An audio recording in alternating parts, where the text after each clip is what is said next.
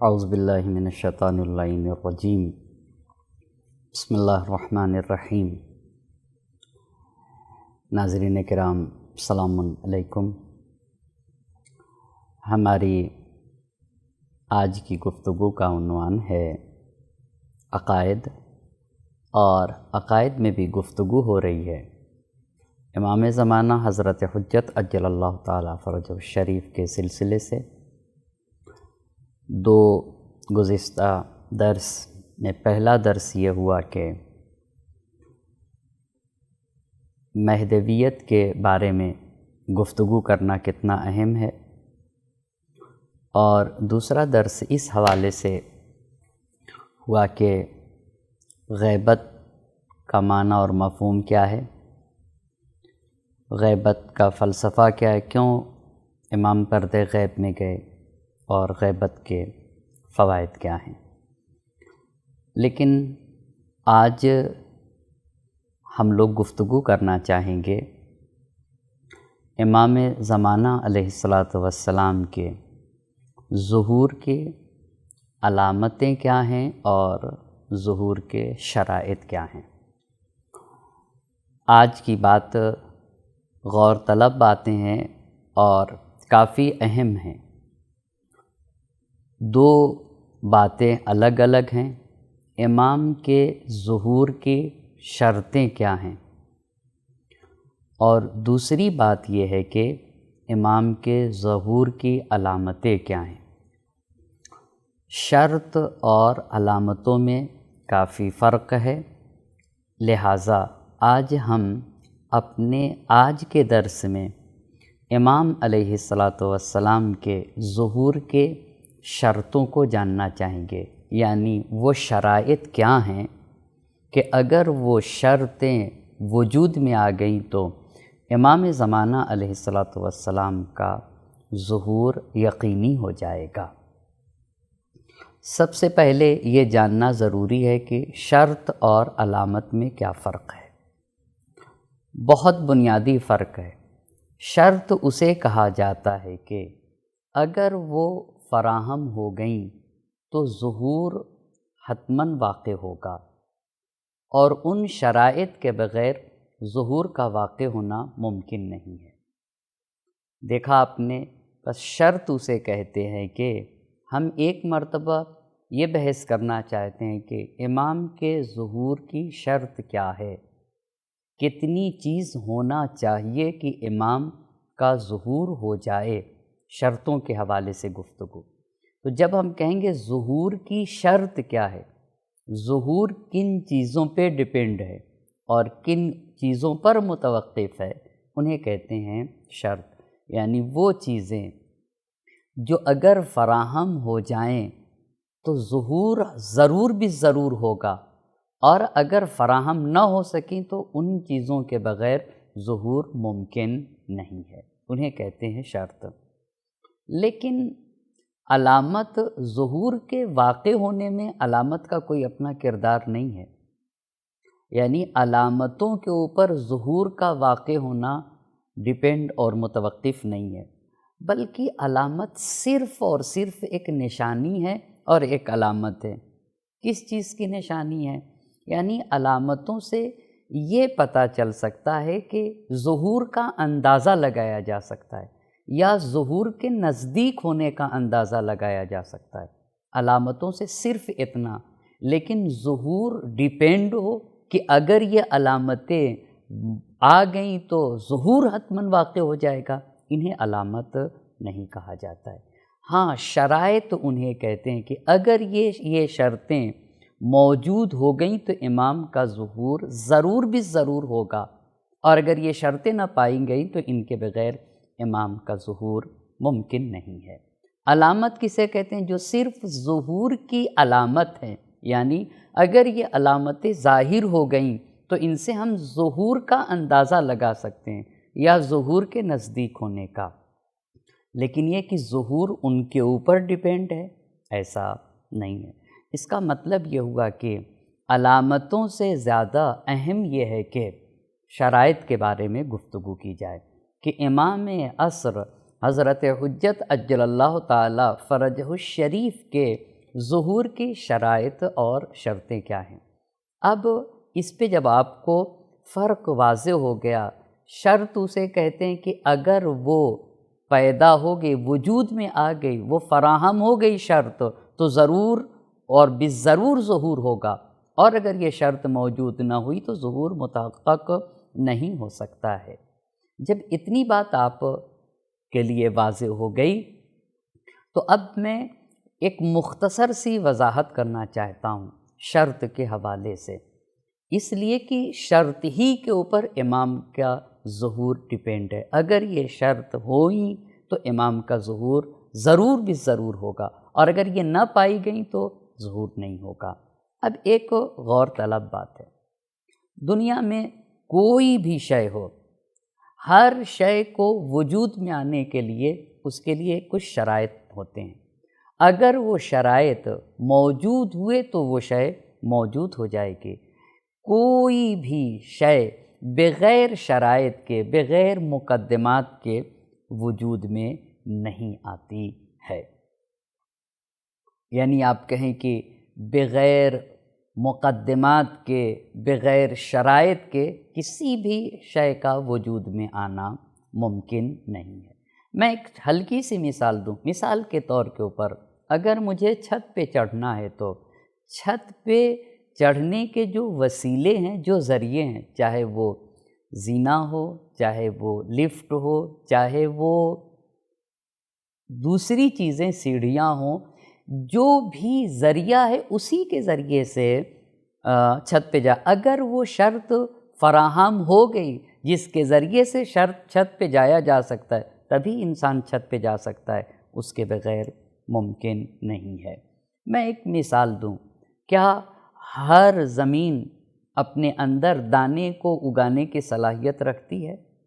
کیا ہر پانی کے اندر یہ کیپیسٹی اور یہ صلاحیت پائی جاتی ہے کہ وہ گھاس کو ہرا بھرا بنا دے یا نہیں؟ اگر پانی کھارا ہے تو بجائے اس کے کہ گھاس اگے، گھاس کو سکھا دے گا۔ اس کا مطلب یہ ہوا کہ آپ مجھے بتائیں، ایک کسان ایک اپنے کھیت سے، اپنی زمین سے کب زیادہ سے زیادہ فائدہ اٹھا سکتا ہے؟ جب اس زمین کے اندر یہ شرائط فراہم ہو جائیں جس کے ذریعے سے وہ اپنے محصول کو اور جو چیز بو رہا ہے اس کے ذریعے سے فائدہ اٹھائے گا۔ یعنی ایک کسان تبھی اپنی زمین سے فائدہ اٹھا سکے گا جب اس زمین کو ایسا بنا دے اور اس کے تمام شرائط فراہم کر دے کہ جس کی بنیاد کے اوپر اب جب دانہ ڈالے گا تو وہ دانہ اگ جائے گا اور پودے کی شکل کو اختیار کرے گا۔ بس اس کا مطلب یہ ہے کہ ہر مثال کے طور پر گیہوں بونا ہے تو پہلے زمین کو ہموار کیا جاتا ہے، پھر اس کے اندر اس کو زمین کو جوتا جاتا ہے، پھر اس کے اندر دانہ ڈالا جاتا ہے، اس کے بعد نہ جانے کتنے مراحل پھر پانی ڈالے جاتے ہیں، اور اس کے بعد وہ دانہ گیہوں کے پودے کی شکل میں ظاہر ہوتا ہے۔ اس کا مطلب یہ ہے کہ کوئی بھی شے موجود ہونے کے لیے اس کے اپنے شرائط کے فراہمی ضروری ہے۔ اپنے شرائط اور اپنے مقدمات کے بغیر کوئی بھی شے موجود نہیں ہو سکتی۔ جب دنیا کی ہر شے، چونکہ یہ دنیا ہے، مثلا اگر ہمیں بیمار ہو گئے تو بیماری کو دور کرنے کے لیے ڈاکٹر کے پاس جانا پڑے گا، دوا لینا پڑے گا، دوا کھانا پڑے گا، اس وسیلے کے ذریعے سے وہ بیماری دور ہوگی۔ بس ہر شے کے موجود ہونے کے کچھ شرائط ہیں جس کے بغیر وہ شے موجود نہیں ہو سکتی۔ اسی طریقے سے ہر انقلاب کے وجود میں آنے کے کچھ شرائط ہیں۔ اگر وہ شرائط، وہ حالات فراہم ہو گئے تو وہ انقلاب بھی وجود میں آئے گا، اور اگر وہ حالات جو ایک انقلاب کے وجود میں آنے کے لیے جن حالات کی ضرورت ہے اگر وہ فراہم نہ ہوئے تو وہ انقلاب وجود میں نہیں آ سکتا ہے۔ ظہور امام زمانہ علیہ الصلوۃ والسلام کا مطلب یہ ہے کہ ایک عالمی، ایک پورے ایک جہانی اور عالمی پیمانے کا انقلاب اور بدلاؤ ہے۔ تو اس انقلاب کے لیے بھی کچھ شرائط کی ضرورت ہے کہ اگر وہ شرائط فراہم ہوئے تو وہ انقلاب آئے گا انشاء اللہ المستعان۔ لہٰذا مثال دوں، ایک مثال کے طور پر جس طریقے سے ایران کے انقلاب اسلامی کے بارے میں جہاں شرائط فراہم ہوئے تو یہ انقلاب بھی وجود میں آ گیا، اب ایک عالمی پیمانے کا اور ایک جہانی اور ایک انٹرنیشنل پوری دنیا کے لیول کا ایک انقلاب آنا ہے۔ ہمارے امام حضرت حجت عجل اللہ تعالیٰ فرجہ الشریف کے حضور کے اور ظہور کے موقع پر تو اس انقلاب کے بھی کچھ شرائط ہوں گے۔ اگر وہ شرائط ہو گئے، متحقق ہو گئے، تو وہ انقلاب متحقق ہوگا۔ اور اسی لیے جاننے کی ضرورت ہے تاکہ ان شرائط کو مہیا کر سکے ہر فرد بشر، تاکہ جس کی بنیاد پر ہمارے امام کا ظہور ہو سکے۔ کتنی شرطیں ہیں کہ اگر وہ شرطیں متحقق ہو گئیں تو ہمارے امام کا ظہور ہو جائے گا۔ 4 شرطوں کی طرف آج آپ کو میں اشارہ کرنا چاہوں گا۔ سب سے پہلی شرط کسی انقلاب کے لیے پہلے یعنی امام زمانہ علیہ السلام کے ظہور اور انقلاب کے جہانی کی 4 شرطیں ہیں کہ ہر ایک کو میں آپ کی خدمت میں پیش کرنا چاہوں گا۔ پہلی شرط یہ ہے کہ لائحہ عمل کا ہونا، یعنی اب لائحہ عمل کا ہونا یہ پہلی شرط ہے۔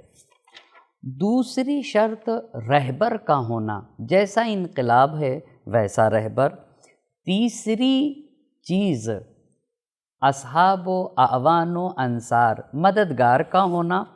اور چوتھی شرط یہ ہے کہ پورے عمومی طریقے سے سارے لوگوں کے اندر آمادگی پائی جاتی ہو اس بات کی کہ امام، ہر انسان امام کے اطاعت کرنے کے لیے آمادہ ہی آمادہ ہو، یعنی امام کے حضور سے فائدہ اٹھانے کے لیے ہر فرد کے نزدیک یہ صلاحیت پائی جاتی ہو کہ امام اگر آئیں گے تو ہم ان سے فائدہ اٹھائیں گے۔ اگر یہ 4 شرطیں ہوئیں تو امام کا ظہور ہو جائے گا۔ بس پہلی شرط ہے لائحہ عمل۔ لائحہ عمل کسے کہتے ہیں؟ آپ بہت آسان لفظوں میں آپ کی خدمت میں عرض کرنا چاہتا ہوں۔ لائحہ عمل یعنی کوئی پروجیکٹ ہو اور منصوبہ بندی ہو اور پروگرامنگ ہو، کسی بھی انقلاب کے لیے ایک لائحہ عمل، منصوبہ بندی، پروجیکٹ، پروگرامنگ کی ضرورت ہوتی ہے۔ خوب، اس لیے لائحہ عمل یعنی توجہ کرتے جائیے گا، پروجیکٹ ہو، منصوبہ بندی، لائحہ عمل اور پروگرامنگ کی ضرورت ہے۔ اس کو 2 حصوں میں تقسیم کروں گا۔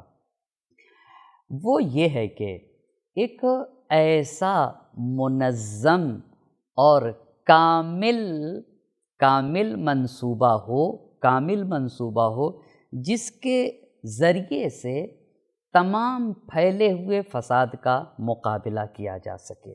یہ ایک بات، بس ایک منصوبہ بندی ہو اور وہ بھی کامل منصوبہ بندی، کہ اس کامل منصوبہ بندی کے ذریعے سے انسان اپنے کو مضبوط کر سکے اور پھر مضبوط کرنے کے نتیجے میں سماج اور معاشرے میں پائے جانے والے، دنیا میں پائے جانے والے تمام فساد کا مقابلہ کرے۔ یہ منصوبہ بندی۔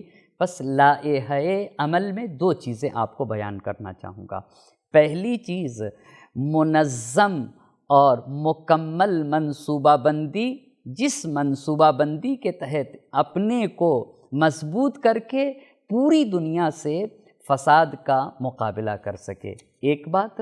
اور دوسرا یہ ہے کہ ایک ایسا قانون ہو اس کے پاس، ایسا قانون ہے جو انسان یعنی انقلاب لا رہا ہے، اس کے پاس بس منصوبہ بندی ہونا چاہیے، جس کے ذریعے سے فساد کو دور کر سکے، اور ایک کامل اور مکمل ضرورت کے مطابق ایک قانون ہونا چاہیے جو سماج اور معاشرے کے تمام ضرورتوں کو پورا کر سکے۔ یعنی جب ایک عادلانہ حکومت قائم ہوگی تو اس عادلانہ حکومت کے لیے ہر طرح کے قانون کی ضرورت ہوگی، چاہے وہ فردی قانون ہو چاہے وہ اجتماعی قانون ہو، تاکہ وہ قانون پر عمل کر کے سماج اور معاشرہ اپنے اس اعلیٰ اہداف تک پہنچ سکے۔ بس شرطوں میں سے پہلی چیز یہ ہے کہ لائحہ عمل ہو اس انسان کے پاس جو انقلاب لا رہا ہے۔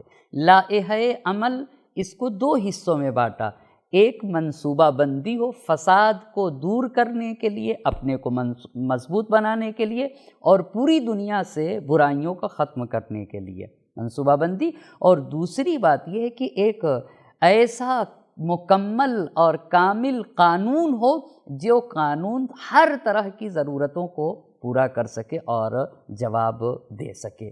یہ جو انقلاب لا رہا ہے اس کے ہاتھ میں ہونا چاہیے۔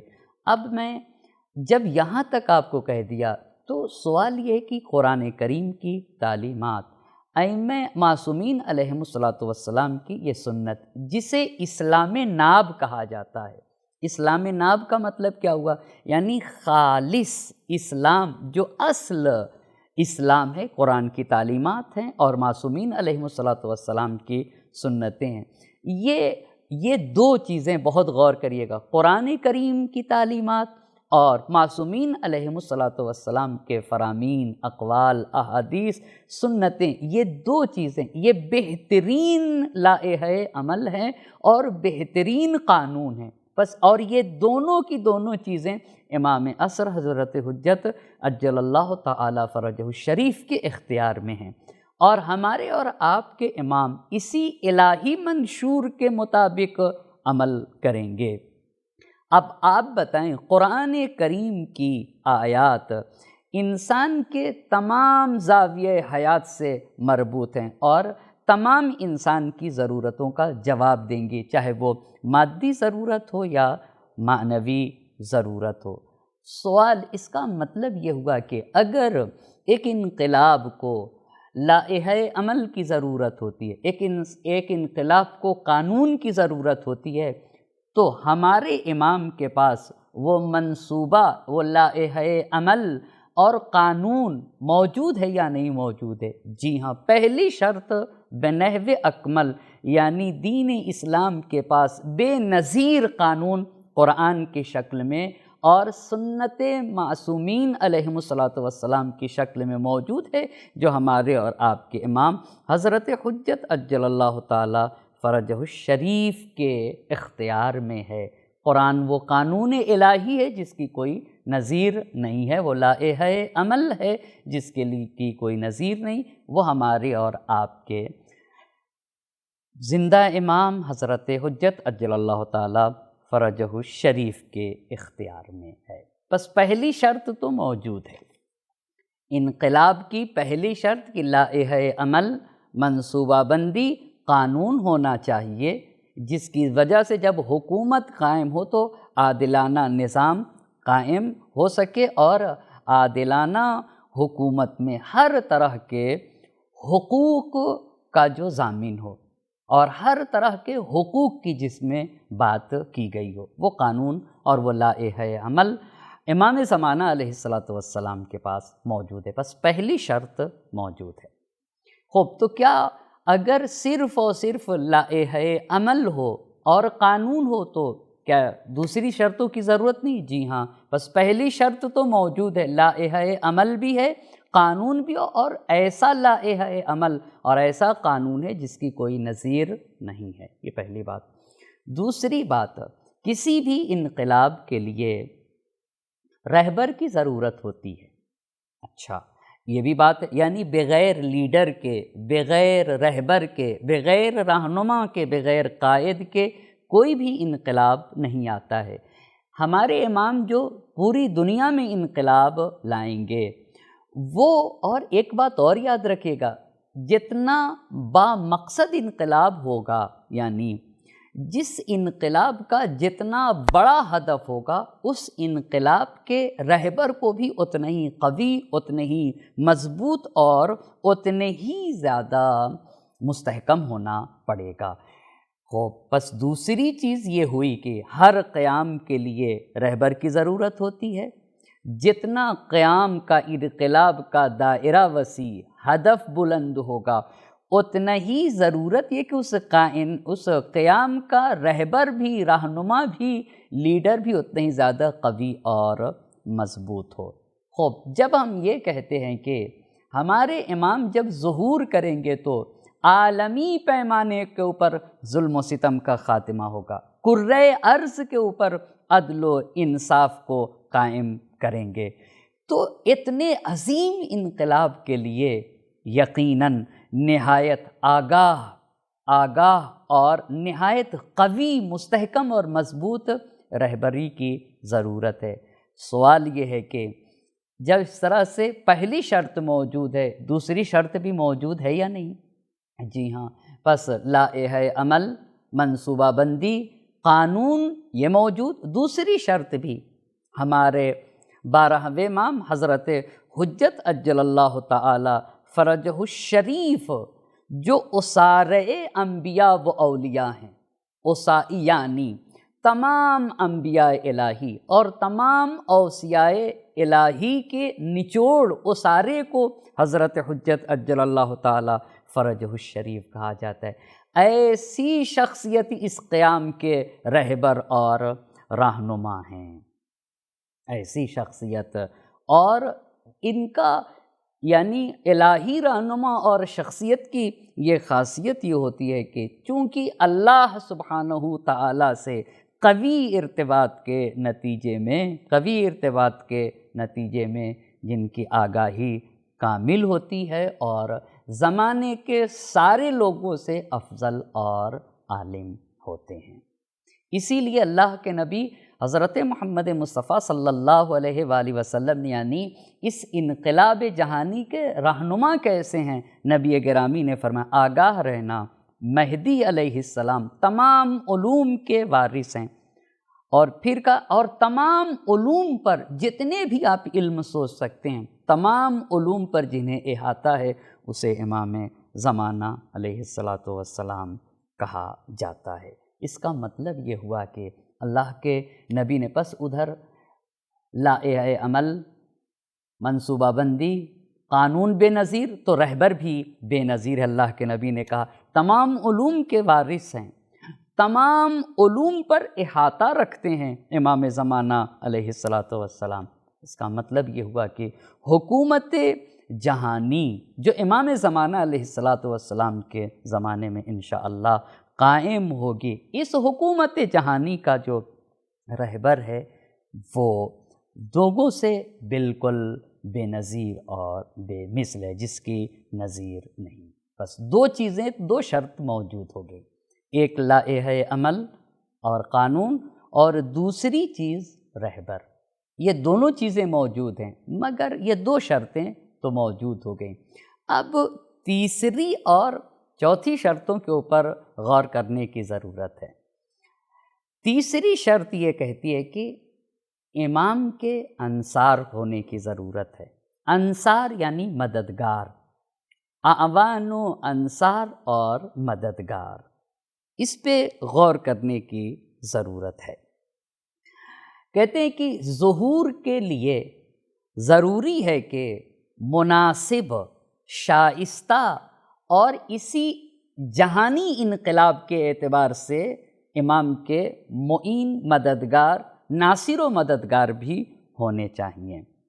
اب آپ غور کریں، جب اتنا عظیم انقلاب ہے جس کا رہنما ایک آسمانی الہی رہنما اور رہبر ہے، تو یقیناً اسی انقلاب اور اسی رہنما کے مناسب اس کے ناصر اور مددگار ہونا چاہیے۔ ایسا تو نہیں ہے نا کہ ہر شخص آ کر کہہ دے کہ اور میدان میں آ جائے کہے کہ ہم اپنے امام کے ناصر و مددگار ہیں۔ اب غور کریے گا کیسا مناسب ناصر کی ضرورت ہے، اس پہ غور کریے اور پھر آپ فیصلہ کریے کہ سماج اور معاشرے میں کتنے لوگ ایسے ہو سکتے ہیں۔ ہمارے چھٹے امام کے شیعوں میں سے ایک شخص ہیں سہل بن حسن خراسانی۔ وہ امام صادق علیہ السلام کی خدمت میں آ کر کہتے ہیں کہ آقا، حکومت آپ کا حق ہے، حکومت آپ کا حق ہے، آخر آپ اپنے حق کو لینے کے لیے قیام کیوں نہیں کرتے، آپ اٹھتے کیوں نہیں؟ پھر سہل ابن حسن خراسانی نے امام سے کہا کہ آقا، 1,00,000 شیعہ ایسے ہیں جو اپنے پیروں کو رکاب میں رکھے ہوئے ہیں اور اپنے ہاتھ میں تلوار لیے ہوئے ہیں، پابر رکاب اور اپنے ہاتھوں میں تلوار لیے ہوئے ہیں، آپ انہیں حکم دے دیجئے، حکم دے دیجئے، یہ سب کے سب آپ کے حکم کے تابع۔ 1,00,000 شیعہ پابر رکاب، گھوڑے کے اوپر سوار، رکاب میں پیر ڈالے ہوئے، شمشیر حمائل کیے ہوئے، سب کے سب آپ کے اختیار میں ہیں۔ امام نے کہا کہ تنور میں آگ جلائی جائے، اور جب آگ کے شعلے بلند ہونے لگے تو سہل سے کہا کہ اے خراسانی شخص، اٹھو اور اس تنور میں جا کر بیٹھ جاؤ۔ سہل نے گمان کیا کہ امام اس سے ناراض ہو گئے ہیں، لہٰذا معافی تلافی کرنا شروع کر دیا اور امام سے عذر خواہی کرنے لگا، اور عذر خواہی کرتے ہوئے کہنے لگے کہ آقا مجھے معاف کر دیجئے، آقا مجھے معاف کر دیجئے، اور مجھے آگ کے ذریعے سے مجھے سزا نہ دیجیے آگ کے ذریعے سے۔ امام نے کہا کہ تمہیں معاف کر دیا۔ اتنے میں ہارون مکی، جو امام کے سچے شیعوں میں سے تھے، ناصر کیسا ہونا چاہیے امام کا، آتے ہیں سلام کرتے، امام نے سلام کا جواب دیا اور بغیر کسی مقدمے کے ہارون مکی سے کہا تنور میں چلے جاؤ۔ اسی ہارون مکی بغیر کسی سوال کے انہوں نے اس کام کو انجام دے دیا، تنور میں چلے گئے۔ اب امام صادق علیہ السلام اس خراسانی شخص سے محو گفتگو ہو گئے اور خراسان کے بارے میں کچھ باتیں بتانے لگے۔ کچھ دیر کے بعد چھٹے امام اسی سہل بن حسن خراسانی سے کہتے کہ اٹھو اور جاؤ تنور کے اندر دیکھو کیا خبر ہے۔ یہ سہل اٹھتے ہیں، جا کر تنور میں دیکھتے تو دیکھتے ہیں کہ شعلوں کے درمیان 4 زانو پلتھی مارے ہوئے ہارون مکی بیٹھے ہوئے ہیں۔ اس وقت امام سہل بن حسن خراسانی سے پوچھتے ہیں کہ یہ بتاؤ، خراسان میں کتنے لوگ ہارون مکی جیسے کو پہچانتے ہو؟ کتنے لوگ ہیں جو ہارون مکی جیسے ہیں، جو ہم کہتے ہیں بغیر سوچے سمجھے اس کے اوپر لبیک کہتے ہیں؟ خراسانی کہتا ہے خدا کی قسم ایک شخص کو بھی میں نہیں پہچانتا کہ جو ایسا ہو۔ ابھی تو وہ 1,00,000 کی باتیں کر رہے تھے، کہا ایک شخص کو میں نہیں پہچانتا جو ایسا ہو۔ امام نے فرمایا آگاہ ہو جاؤ، آگاہ ہو جاؤ۔ امام کا یہ جملہ ہے کہ ہم جب تک کہ 5 ایسے ناصر و مددگار نہ پالے ہم قیام نہیں کریں گے۔ ہم خوب جانتے ہیں کہ ہمارے قیام کا وقت کیا ہے۔ اس کا مطلب یہ ہوا کہ امام کے آوان و انصار کیسے ہونا چاہیے، اسے یہاں کے اوپر جاننے کی ضرورت ہے۔ ایک، کیسے ناصر و مددگار ہونا چاہیے۔ اب آپ اس کے علاوہ اس کے ساتھ ساتھ آپ خود اندازہ لگا لیجئے گا کہ یہی شرط ہے، یہ والی شرط اور دوسری شرط جب یہ فراہم ہو جائے گی، اس طرح کے ناصر و مددگار ہو جائیں گے امام کے، اور ہر فرد کے اندر امام سے فائدہ اٹھانے کی کیپیسٹی پیدا ہو جائے گی، تو امام کا انشاءاللہ ظہور ہوگا، اور اسی کے اوپر کام کرنے کی ضرورت ہے اپنے کو۔ خوب امام کے ناصر و مددگار کے صفات کیا ہونا چاہیے؟ ایک، معرفت اور اطاعت۔ اسے جلدی جلدی اپنی باتوں کو کہوں۔ پہلی بات ہے معرفت اور اطاعت، یعنی اللہ اور رسول اللہ صلی اللہ علیہ وآلہ وسلم کی معرفت کے ساتھ اپنے امام کی عمیق اور گہری معرفت رکھتا ہو، اور پھر کامل معرفت کے ساتھ میدان حق میں حاضر ہو۔ امام علی علیہ السلام ان لوگوں کے بارے میں فرماتے ہیں کہ ایسے لوگوں کے بارے میں فرماتے ہیں کہ کچھ لوگ ایسے ہیں جنہوں نے خدا کو اس طرح سے پہچانا ہے جیسے پہچاننے کا حق ہے، یعنی انسان اپنے اللہ، رسول اور امام کی دل کی گہرائیوں سے اور عمیق معرفت حاصل کرے، نہ یہ کہ صرف نام اور امام کے نسب کو پہچانتا ہو۔ ایسی معرفت جو محبت سے سرشار ہو اور جو سراپا تسلیم کر دے، یعنی امام کے بات کے مقابل میں پھر کچھ بھی سوچے نہ۔ کیوں؟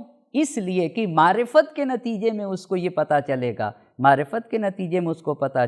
کہ امام کی بات خدا کی بات ہوتی ہے اور امام کی اطاعت خدا کی اطاعت ہوتی ہے۔ اسی لیے امام کے ناصر و مددگار کے صفات بیان کرتے ہوئے نبی گرامی نے فرمایا کہ یہ لوگ امام کے ناصر و مددگار وہ ہوں گے جن کی صفت یہ ہوگی کہ ہمیشہ اپنے امام کی اطاعت میں کوشاں ہوں گے۔ یہ ایک بات، بس معرفت اور اطاعت۔ دوسری بات ہے عبادت اور صلابت، یعنی عابد ہوں اور استحکام پایا جاتا ہو۔ امام زمانہ علیہ السلام کے جو ناصر و مددگار ہوں گے، ان کا عبادت میں جو آئیڈیل ہوگا وہ ہمارے اور آپ کے امام ہوں گے، جو رات و دن کو ذکر الہی سے جو اپنے رات اور دن کا آغاز کرتے ہیں اور صبح و شام ذکر الہی میں مشغول ہوں گے۔ اسی لیے انہی امام کے ناصر و یاور کے بارے میں، مددگار کے بارے میں ہمارے چھٹے امام نے فرمایا کہ راتوں کو عبادت کریں گے یہاں تک کہ صبح ہو جائے گی، اور دن کو روزے میں گزار دیں گے، رات کو عبادت میں، دن کو روزے میں۔ بلکہ دوسری جگہ کے اوپر چھٹے امام نے ارشاد فرمایا ہے کہ گھوڑوں کی پشتوں کے اوپر بھی وہ خدا کی تسبیح کریں گے۔ بس عبادت اور صلابت۔ تیسری چیز، بس پہلی چیز ہوئی انصار اور ناصر و مددگار جو امام کے ہوں گے، معرفت اور اطاعت۔ دوسری بات عبادت اور صلابت۔ تیسری چیز جانثاری اور شہادت۔ کہتے ہیں کہ جب ناصر و مددگار کو امام زمانہ علیہ السلام کی عمیق اور گہری معرفت ہوگی اور ان کا دل عشق امام سے سرشار ہوگا، اس بنیاد کے اوپر میدان جنگ میں جائیں گے اور خود کو اپنے امام کا سپر قرار دے دیں گے، یعنی خود کی جان دے دیں گے، اپنے امام کو بچا لیں گے۔ اسی لیے امام صادق علیہ السلام نے امام زمانہ علیہ السلام کے ناصر و مددگار کے بارے میں لکھا ہے کہ میدان جنگ میں انہی کے اطراف چکر لگائیں گے اور اپنی جان دے کر ان کی حفاظت کریں گے۔ وہ لوگ آرزو کریں گے کہ راہ خدا میں شہید ہو جائیں۔ بس معرفت و اطاعت پہلی چیز، عبادت صلابت دوسری چیز، جانثاری اور شہادت طلبی تیسری بات۔ چوتھی چیز ناصر و مددگار امام کے کیسے ہونے چاہیے؟ شجاعت اور بہادری ہونا چاہیے۔ اسی لیے امام کے ناصر و مددگار کے لیے لکھا ہے کہ ان کے مثال شیروں جیسی ہوگی، اگر وہ ارادہ کر دیں گے نا تو پہاڑ کو اپنی جگہ سے اکھاڑ لیں گے۔ یہ چوتھی بات۔ پانچویں بات یہ ہے کہ صبر اور بردباری ہونا چاہیے، یعنی امام کے ناصر و مددگار کو پوری اس دنیا سے ظلم و ستم کا خاتمہ کرنا ہوگا امام کی قیادت اور امام کی رہنمائی میں، تو ایسے ناصر و مددگار کو مشقتوں کے مقابل میں، زحمتوں کے مقابل میں استقامت و پائیداری اور صبر سے کام لینا پڑے گا۔ اور چھٹی بات اتحاد و ہمدلی ہونا چاہیے، یعنی جتنے ہوں سب کے سب خود خواہی کو مٹا دیں، اپنے کو نہ دیکھیں، سب کے سب صحیح اعتقاد کے ساتھ ایک پرچم کے تلے ایک ہدف کے تحت قیام کریں گے، اور جس کی بنیاد پر یہ اتحاد کامیابی کے اہم اسباب میں سے ایک اسباب ہوگا۔ ہر یہ چاہے گا کہ دین کو فتح حاصل ہو۔ اسی لیے روایت میں اولئک ہم خیار الامہ، امت کے سب سے بہترین لوگ ہوں گے امام کے ناصر و مددگار۔ فَبِأَبِي وَأُمِّي مِنْ عِدَّةِ قَلِيلَةٍ أَسْمَاؤُهُمْ فِي الْأَرْضِ مَجْهُولَةٍ، مولا نے کہا ہے کہ میرے ماں باپ اس کم گروہ کے اوپر، مولا کائنات نے کہا ہے کہ میرے ماں باپ اس کم گروہ کے اوپر فدا ہو جائیں جو جن کے اسماء نام تو زمین کے اوپر پہچانے نہیں جاتے ہیں، یعنی وہ شہرت کے خواہاں نہیں ہوتے۔ یہ امام کے جو آوان، پس 3 شرطوں میں پہلی شرط لائحہ عمل، قانون، یہ پہلی شرط ہوئی۔ دوسری شرط ہوئی کہ رہبر، یہ دونوں شرطیں موجود ہیں۔ تیسری چیز ناصر و مددگار امام کا کیسا ہونا چاہیے، اس پہ غور طلب بات ہے، کیا یہ ایسے آج ناصر و مددگار موجود ہوگے؟